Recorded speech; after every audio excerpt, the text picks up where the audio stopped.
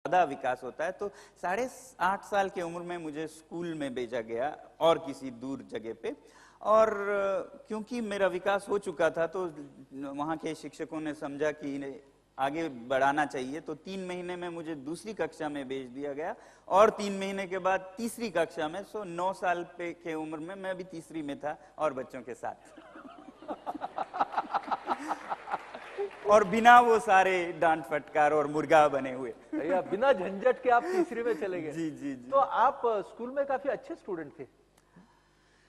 हाँ, ठीक ठाक था। ठीक ठाक थे। ठीक ठाक था, क्योंकि लद्दाख एक अल्पसंख्यक क्या कहेंगे समुदाय है, तो हमारी भाषाओं की समस्याएं बहुत थी। हम लद्दाखी बोलते हैं और शिक्षा सारी उर्दू में या अंग्रेजी में, तो इस कारण से हमें बहुत, लद्दाखी सभी बच्चों को बहुत परेशानियां होती, जो आगे चलकर मैं उनके लिए वो हटाने के काम में जुटा रहा। मगर मेरे बचपन में भी बहुत मुझे जूझना पड़ा, एक अल्पसंख्यक के होने के नाते से। ये भाषा का जो जंजाल था, अपनी भाषा बहुत अच्छी आती है मगर पढ़ाई तो उसको कहेंगे जो आप हिंदी या उर्दू में या इंग्लिश में करेंगे, तो जो कुछ आपने सीखा है माँ से, नानी माँ से, वो सब स्कूल के बाहर फेंक दिया जाता है और दोबारा से शुरू किया जाता है।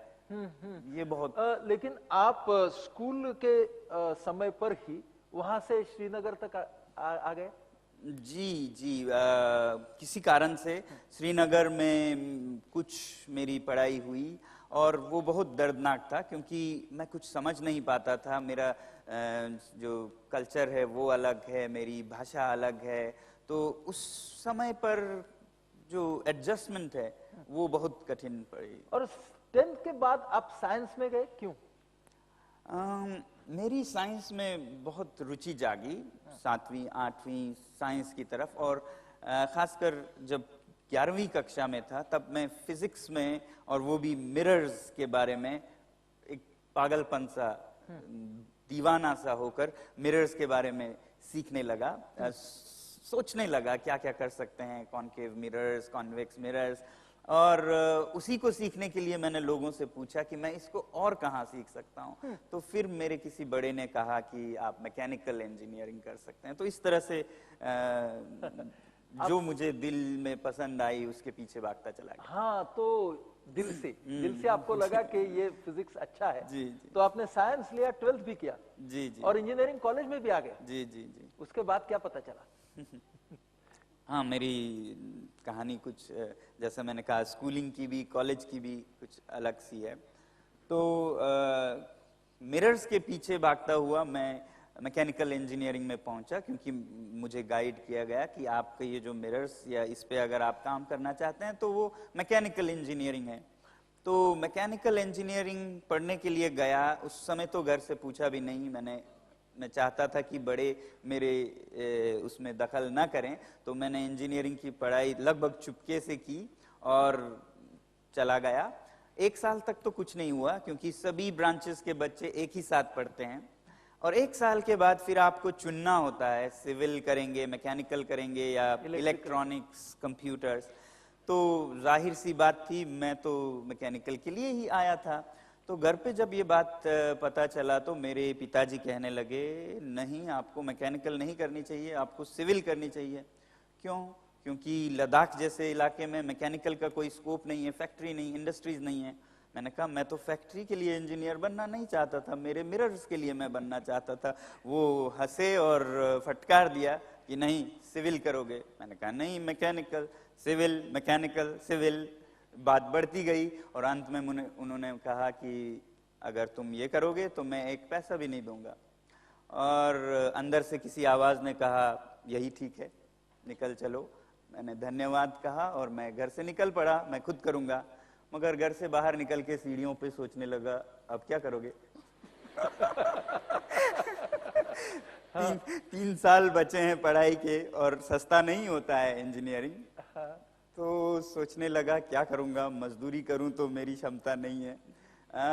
फिर मेरी क्षमता साइंस है, साइंस पढ़ाने की है। तो मैं श्रीनगर में जब मैं इंजीनियरिंग कॉलेज में था, तो उस सर्दियों में जब सारे मेरे साथियों को नेशनल इंडस्ट्रियल टूर पे ले जा रहे थे, सर्दियों में छुट्टियां होती हैं श्रीनगर में, यहाँ गर्मियों में उसी तरह। तो मैंने उनसे अवकाश लिया, मैंने कहा मुझे तो लद्दाख जाना है, ये कारण है वो कारण है, और मैं लद्दाख सर्दियों में जाके अपने 3 साल के खर्च के लिए कमाना चाहता था। और इस वजह से मैंने ये देखा कि लद्दाख में साइंस टीचिंग, मैथ्स टीचिंग के नाम पे बहुत सारे शिक्षक शोषण कर रहे थे बच्चों का, ट्यूशन के नाम पे। वो क्लास में तो पढ़ाते नहीं थे, बच्चों को ट्यूशन पे बुलाते थे, वही क्लास टीचर, और फिर जो वहां आते थे उनको मार्क्स देंगे, पास करेंगे, बाकी को पीड़ित करेंगे, उनको शोषण करेंगे। तो मैंने सोचा इसको भी बंद करते हैं, मेरा अपना भी कुछ होगा। थोड़ा सा दीवाना तब भी था, आज भी हूं। तो मैंने, जेब में खाना खाने के लिए पैसे नहीं थे, एक गेस्ट हाउस से कहा मैं आपका गेस्ट हाउस किराए पे लूंगा पूरे सर्दियों के लिए। उन्होंने कहा लीजिए, क्योंकि टूरिस्ट तो आते नहीं है। तो उसी तरह एक स्टेनोग्राफर से कहा आपको मैं एम्प्लॉय करूंगा, एक प्रिंटिंग मशीन छोटा सा लिया, और एक कोचिंग सेंटर का एडवर्टाइज किया। और उस कोचिंग सेंटर में 10th और 9th के मैथ्स और साइंस पढ़ाने का सारा प्रबंध किया। और देखते ही देखते बच्चे बहुत आने लगे, क्योंकि मैं बहुत खास तरीकों से उन्हें सिखाता था, और सब लोग सीखने लगे। बहुत फेल होते थे, सब लोगों को मैथ्स और साइंस समझ आने लगी। तो इतने संख्या में आए जिसे मुझे संभालना जरा मुश्किल हो रहा था। तो मैंने एक नया तरीका निकाला कि जो 100 बच्चे हैं तो उनमें से सबसे जो होनहार मैथ्स में या साइंस में, होनहार तो सभी होते हैं, जो फिजिक्स में या केमिस्ट्री में जो जिस सब्जेक्ट में अच्छे थे, उन 10 का मैंने कक्षा के बाद एक विशेष कक्षा लेना शुरू किया कि उनको पीयर ट्रेनर बनाएं, कि वो उन 20 को सिखाएं जो कमजोर हैं।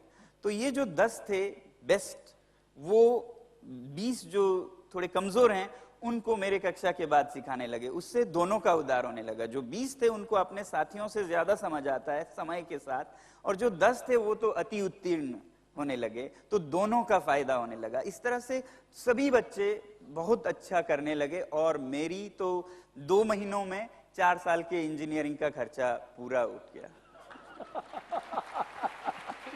तो इस तरीके से आपने पैसे कमाए? हाँ, वो मेरा 18 साल की उम्र में पहली कमाई थी, और 2 महीनों में 4 साल का निकल गया। उससे मेरे दिमाग पे बहुत बड़ा असर पड़ा उससे। हाँ, क्योंकि आपने शिक्षा कैसी दी जाती है उसका एक ब्यौरा, उसका एक उदाहरण, एग्जाम्पल खुद अपनाया, खुद उसका आपने अनुभव किया। वापस आप गए, 3 साल का इंजीनियरिंग पूरा किया? जी। इंजीनियरिंग पूरा किया, मगर अंदर से बहुत बदल गया मैं। क्या बदलाव आया था? उस 2 महीने के अनुभव ने मेरे जीवन को बदल दिया। तो बदलाव 2 आए। एक तो मुझे ये लगा कि ये जो पैसा कमाने का प्रोफेशन, जॉब, करियर, ये तो 2 महीने में 4 साल का कमा सकते हैं। तो ये जो पैसे का जो लोगों में जिज्ञासा, क्यूरियोसिटी या वो होती है, वो खत्म हो गया। ये कभी भी कमा सकते हैं, एक ये लगा, कुछ करें वो ज्यादा अच्छा है। दूसरा ये हुआ कि शिक्षा से मेरा नाता जुड़ गया, क्योंकि उनको सिखा रहा था तो मैं बच्चों की परिस्थिति से 2-4 हुआ कि क्या उनकी समस्याएं। इतने अच्छे होनहार बच्चे जिनको फट से सबसे मुश्किल कॉन्सेप्ट समझ आ जाते हैं, मगर एग्जाम आते ही उनका बहुत बुरा हाल होता है, एग्जाम में वो नहीं कर पाते हैं। तो मैंने देखा कि लद्दाख के बच्चों को किस तरह से भाषा के कारण, अच्छी शैक्षिक शैली न होने के कारण, उन इतने होनहार होते हुए भी वो रह जाते हैं। तो बदलाव ये आया कि मैंने सोचा एक इंजीनियर क्या तारे तोड़ लेगा, जरूरत है शिक्षा की नीति को, सिस्टम को बदलने की। उस समय लद्दाख में आपको बताऊं मैं, 95% बच्चे 10th ग्रेड में फेल होते थे। 10th ग्रेड जो कि passport to careers and education है, हायर एजुकेशन, उसमें सिर्फ 5% पास होते थे और 95% फेल होते थे। तब मुझे जाके पता चला ऐसा क्यों होते हैं। ये पता चला कि जो 5% पास होते हैं वो बहुत हैरानी की बात है।